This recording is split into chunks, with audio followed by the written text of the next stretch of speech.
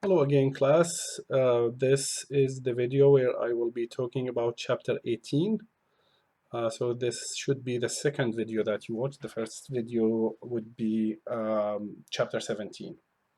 So in this chapter, we are going to talk about managing change, and we talked about change many times so far. And this chapter is particularly about how you and the organizations can manage change. So a few um, key points before we get started. There are two forms of change. There's the planned change that the organization plan for, and they make a very cautious decision that we want to make a change. There's also the unplanned change, which is kind of forced on the organization. Example of the planned change is what the new DAO went through relatively recently. So I don't know if you read this in the news, but there was Dow and there was DuPont, which is another major chemical company in the world. They had a merger together in a plan to divide this unity into three separate companies: New Dow, New DuPont, and the agroscience business, which is called Corteva. So two companies together in a plan to separate into three companies. So this was planned. This took several years to plan for and took almost 3 years to implement. And very recently, in April of 2019, Dow became the new Dow. So we have a new CEO, we have a new culture, we have a new company. So this is an example of a planned change. Example of the unplanned change that could happen if a government, for example, impose new regulations to their company. So if Dow is working in, say, China, and then the Chinese government said all your products has to go through specific testing or something like that, then this is unplanned change and the company has to adapt for it. Similar in your lives, you have planned change when you decide to relocate to a new state, or you decide to start a new job, or you may have unplanned change based on some changing in the circumstances in your life. So these are the forms of change. There are forces of change, and here we will talk about the organization, not about you or about the employees. So there are external forces of change for change, and there are internal. The external ones, the three things that we talked about several times so far: globalization, diversity, and ethical behavior. And we also have the technological change. Globalization, when you manufacture or when you function in a new country, you need to consider the culture, the rules, the regulations in that company. One example here to mention: when Home Depot decided to start their business in China, they actually failed because they did not consider the forces of change in that country. The concept of do-it-yourself, that is not there in China. It's different culture. In China, if you need to fix something, if you need to do something, you will call people, and they will come and do it for you because the labor is less expensive than here. So they failed because they needed to change their business model, but they did not in China. Diversity, obviously, we have a lot of challenges that come with diversity that forces the company to change, whether it's the age of the workforce. You have new generations coming in and generations coming out. You have people with different cultural backgrounds working for the company, and that's why you need to adapt this change. A great example of adapting to an external change is what Dow done about 2 years ago when they made a position called the Chief Inclusion Officer, and you don't see this in many companies. And the main goal of this chief inclusion officer is to drive inclusion throughout the organization. That's why that's one of the reasons why we have this emphasis on ERGs. And as I mentioned many times, and I remind you, ERG stand for Employee Resource Groups. So we have this focus in order to benefit from the diverse workforce that we have in the company. Technological changes.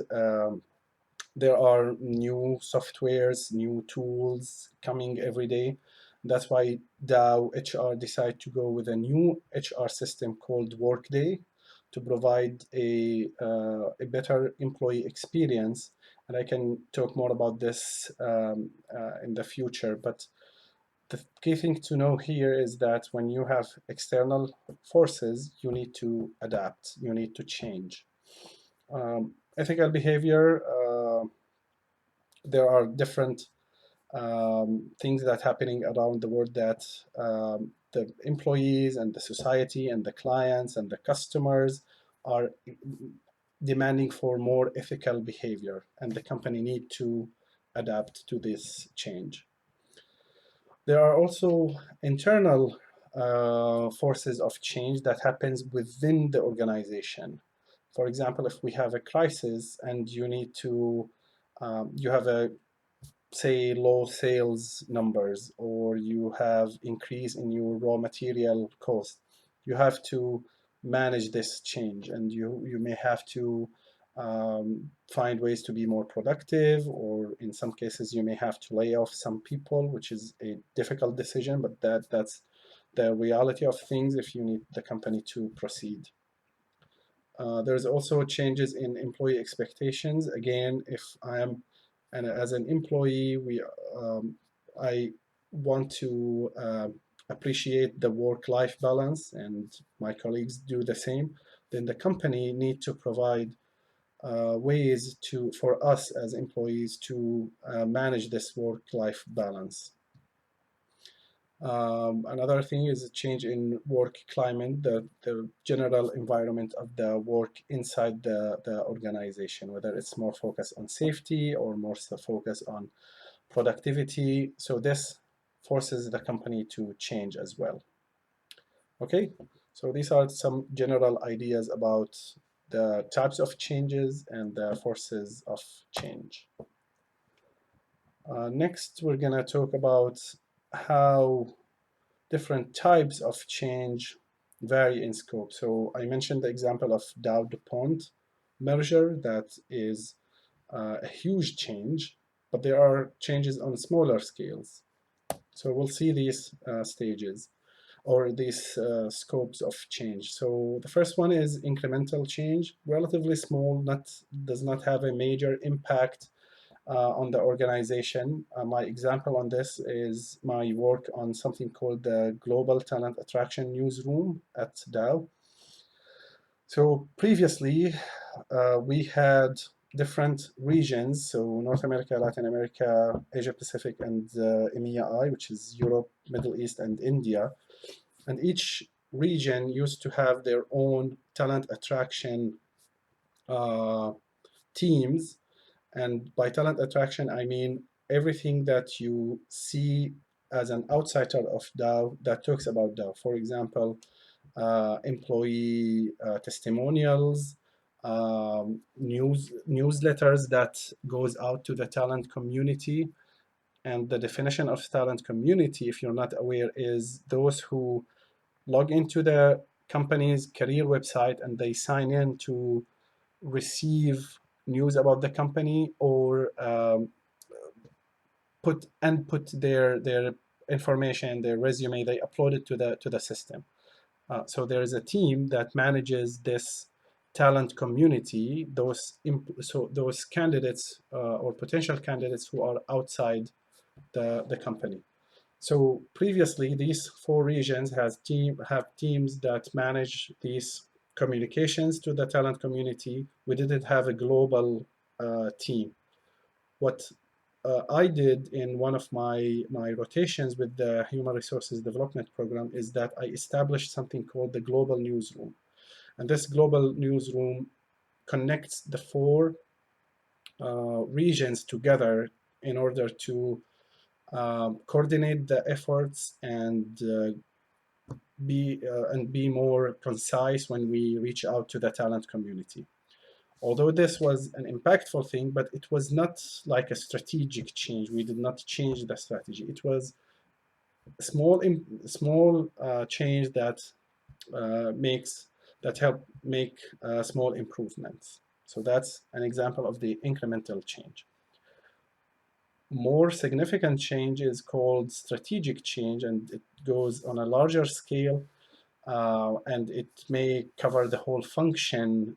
For example, we had in HR, we used to have an operations employee that focuses, or employees that focus on operations within each sub-function of HR. So in payroll, we had HR operations employee. In benefits, we had operational HR employees. In talent management, we had operational HR employee. What Dow did about 4 years ago is they grouped all these operational employees in one organization, and they called them HR operations. So it had HR operations for benefits, HR operations for talent management, HR operations for payroll, etc. So this type of change, it's on a large scale that touches all HR, and it's related to organizational restructuring. There is another example, or another scope of change that's transformational, where you transform the organization from from an older state to a newer state. A great example is what happened in Dow HR as well. We have been working on a project called HR Next Generation, or HRNG, and this is a completely new way to do HR that impacted not only HR, but impacted the whole organization. And this was a huge project that we are still working on. It started about 2 years ago, and it's the stabilization of this project will take probably until mid of next year or something, somewhere around that. So in order to be able to do these changes, you have to have something called change agents. And these change agents are responsible for managing the change throughout the organization. It could be internal or external change agents. So it could be employees from the company, or it could be employees from outside the company. Now, each type has pros and cons. The employee, if it's internal, the employees know the company, know the people, know the processes, etc. But the negative side of this is that they are used to do things the old way. So maybe it's more challenging for them to change the way that they work. On the other hand, externals, they will bring new perspective, new fresh set of eyes looking at the processes, but they don't know the organization very well. So the best combination, I would say, is to have a mix of internal and external change agents. And we call them, at Dow, we call them the change champions, change champion community. So these are people from different parts of the organizations that support this change, whether it's strategic, transformational, or even incremental. Okay. So now we'll talk about the methods that organizations can use to managing the resistance to change, because it's a human nature to resist change. It's if you are working in a specific organization and you have a specific set of things that you work on and specific ways to do things, it's usually hard to change, and there's always resistance to change. So the organization has to consider this. And you personally, when you manage your team and you want to uh, impose or have a new way of doing things, you need to consider that employees usually resist change. And you may have seen this already in your organizations or the places that you work at. It could happen to you personally where you did not want to really change things, but eventually you have to adapt. You have to be flexible and change. So how organizations manage this resistance to change, we're going to talk about this in the next few slides. You can read about these reasons for resistance change: fear of the loss, fear of failure, etc. Now, to deal with these, with the resistance to change, you need to have a very good communication team where you can communicate the change in phases, and first you introduce the change and provide some information, and then you get more into the details. So right now at Dow, we have a communication team within the Change Champion community that is responsible for all the communications that go out to employees related to the new change or the change that we are going through. Participation is a key. So if employees feel that they are involved in the decision making, it gives them the sense of ownership. So they feel that they know where they are heading to, and this reduces the ambiguity, reduces the fear of the unknown for the change. And finally, empathy and support, which is very important to show that you do care and you do feel the challenges that the employee is going through because of that change, and put yourself in the shoes of the employees and see how things are being perceived from them. So whether you are in a smaller team or a larger team, whether you are in a local company or global company, you have to consider the impact of change on the people that you work with. There is a model that explains the organizational change, and it's called Leon's change model. And I think if you've been in the management or business administration specialization or field, you probably have seen this before. So the main idea of this change model, it has three main stages: unfreezing, moving, and refreezing. So you unfreeze the current status, the status quo, and to try to change it. And then you move on with the new attitudes, new behaviors, new values. And finally, you refreeze what you created here and what you developed here. You freeze it again on the new state, new status.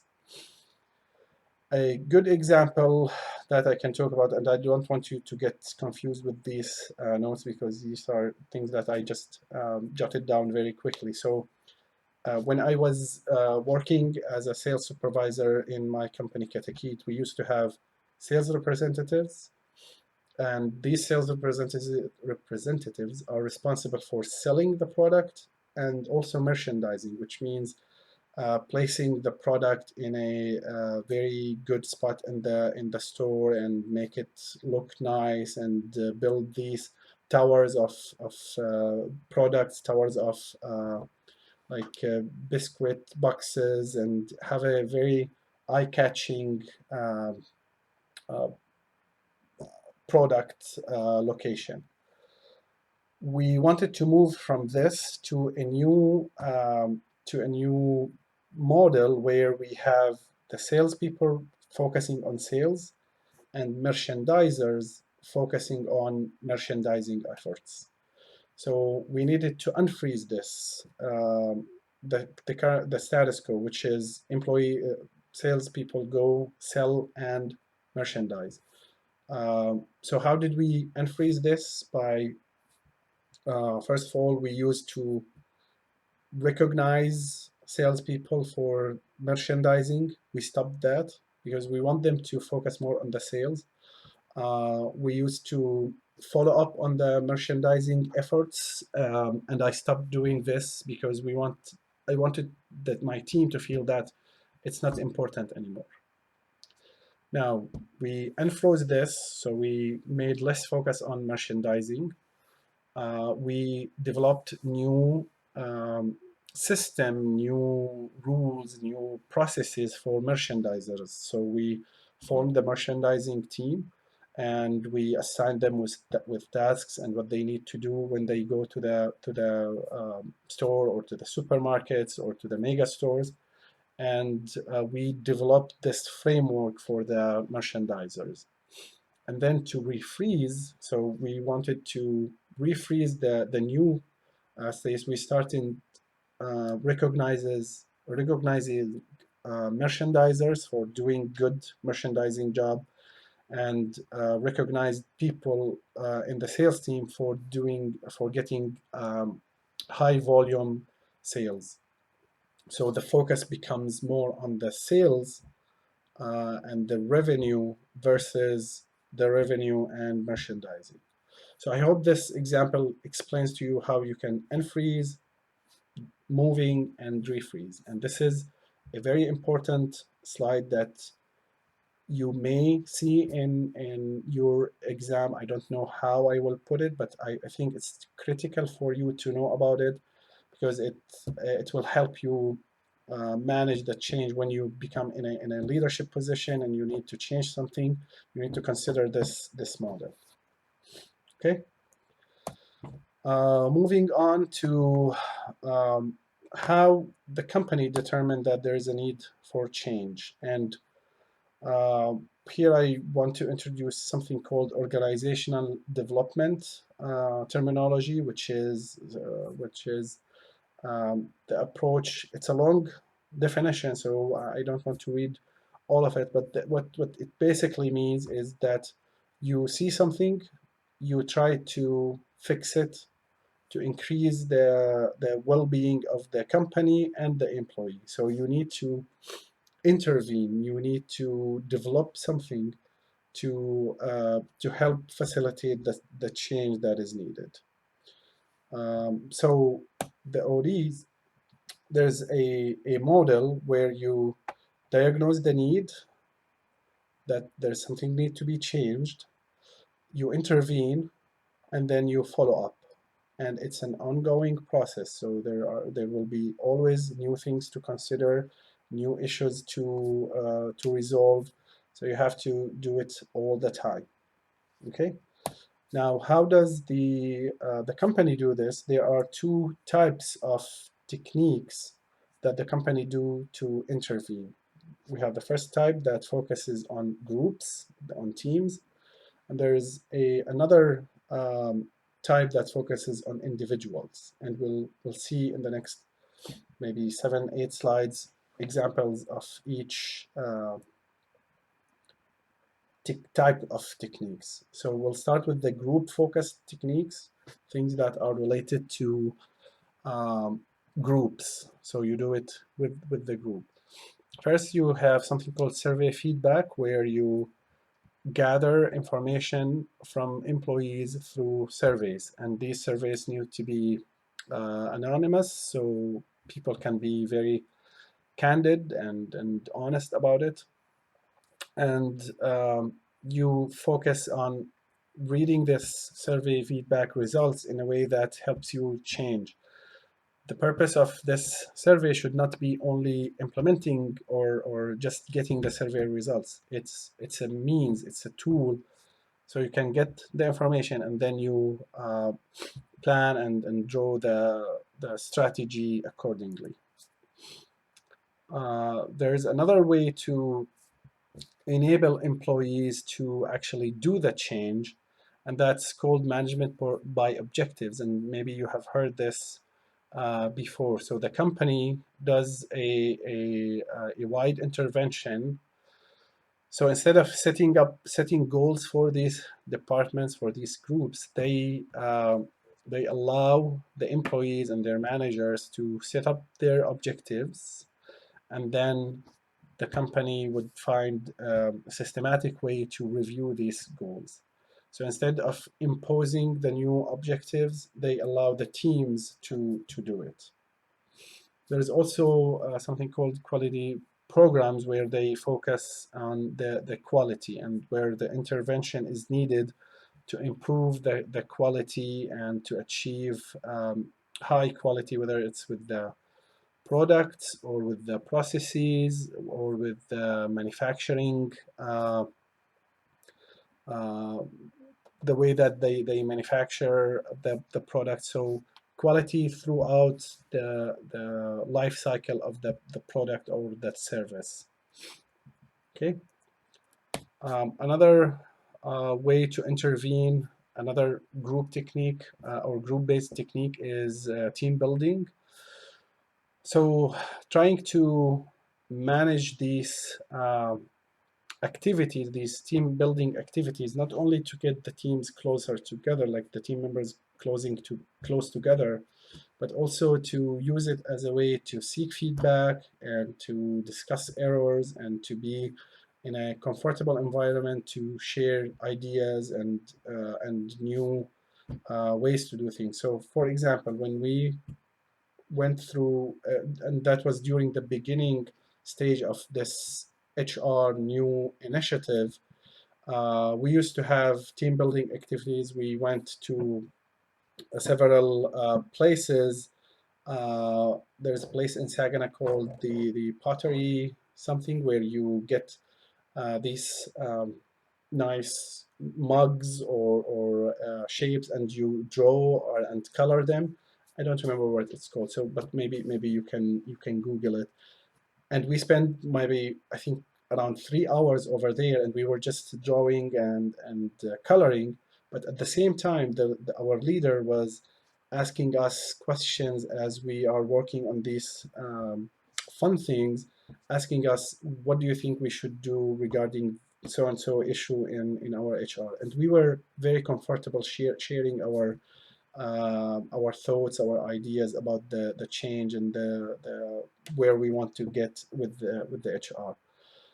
So something to consider for your teams as well, to if you want to get their honest feedback, maybe take them out to to dinner or to a park and do some activity. And in between these activities, you can talk about business. Okay. Another way that the company can intervene, it's called the process consultation. So they bring consultants and they provide consultation either from outside the company or inside the company, and they look at a process from end to end or from start to end. So they provide consultation and they suggest where they can intervene in order to provide solutions for this particular process in this particular department. So consultation is another OD or intervention way that the company can do. So we talked about the group focused techniques for the intervention. Now we go to the individual level. So something that is related to the employees individually. And the first one is, in my opinion, very significant, is that related to skills training. If you are asking the employees to do the job in a new way, they need to acquire the skills, the abilities to do the job effectively. And this is critical because if you ask the employees to change, but you don't help them in that change, it's very likely that the change will fail. There is an example here, and I'm listed here.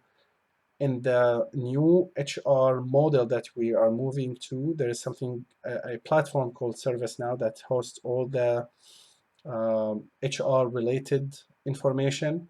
And we designed a training so employees from outside HR know how to navigate their way through ServiceNow, through this platform of HR. We needed to do this because it's a new system that employees didn't know anything about before. And if we tell them, we are moving to this new platform and we are going to be in a great HR organization, then and we don't provide the needed training, we will lose their trust in us as an HR function. They will say, they just threw us over there and we had no idea what to do with this platform. Okay, another example or another technique for intervention, it's called the leadership training and development. So this focuses on the individual's leadership skills. So through things like action learning, so you create teams and you actually ask them to do something and learn from it. Um, a great example is what Dow has. It's called DLI, Dow Leadership Institute. And what they do, they choose group of employees globally, and they put them, say they choose, I think they choose around 60 people, and they around the globe, and they put every 6 people in one team, and they assign them with a project that is not related to what to their day-to-day job. So one of my colleagues was nominated to be in those teams, and her project, she's a US colleague, she's a colleague located here in the US.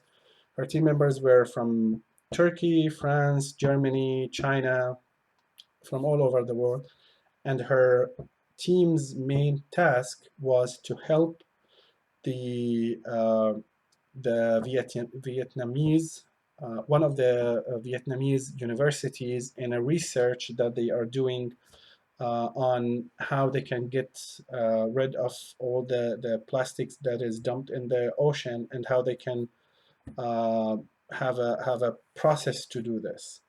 So it has nothing to do with my colleague does on a daily basis, but the main purpose is to develop her leadership skills and put her in this global team, and develop her leadership skills in a way that she will benefit from when she manage her own team in HR. So this is an example of the Dow Leadership Institute, and the actual name of this program is Leadership in Action. So they put the leaders in action. They ask them to provide a like an action plan for whatever the NGO, the non-government organization that they are working with. And again, it's not necessarily business related, but they are helpful, and these kinds of projects are helpful to develop this global exposure and this leadership skills. Another technique is the executive coaching, and that's when the company pairs the executive with a coach, and get this relationship developed in a way that the new executive or the executive who's working on new things can benefit from the experience of this coach. A great example is I mentioned that we had a CIO, Chief Inclusion Officer.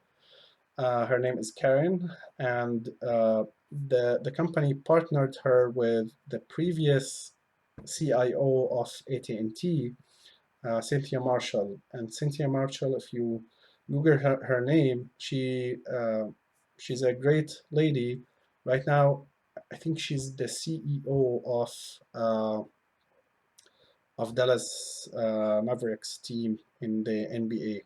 She retired from AT&T, provided support to our CIO, and then she was named as the CIO of Dallas Mavericks NBA team. Google her name. She's a wonderful lady. So what the company did, what Dow did, they provided this framework for Cynthia and Dow CIO to work together, and to because it's a new role that we have, the Chief Inclusion Officer. We didn't have it before Karen, so Cynthia was very helpful on this. Another technique for the individuals is to do what's called the role negotiation, where the individual uh, negotiates the contract between them and the company, and this helps both the employee and the organization set the expectations, and drive to or leads to less ambiguity. Another way is called a job redesign, where you are working on something, but you don't feel there is a fit between the skills that you have and the demands of the job. So the company may redesign this job for you, or they can add more to your plate and remove things from your plate, so they can benefit from your skill set and at the same time get the job done. Another technique for individuals is the wellness programs, and what this does, it help reduce and relieve the stress and strain that is caused by the change. Dow has a health department that helps not only those who are like smokers or alcoholic, they also help people with the stress management. So we everything that's listed here, we have it at Dow. The fitness center, we have one at East End. Um, Smoking, like smoking quit programs and weight loss programs, we have that. Nutritional counseling, we also have that through the health department. Lunch and healthy snacks, we do have them in some buildings, not on all buildings.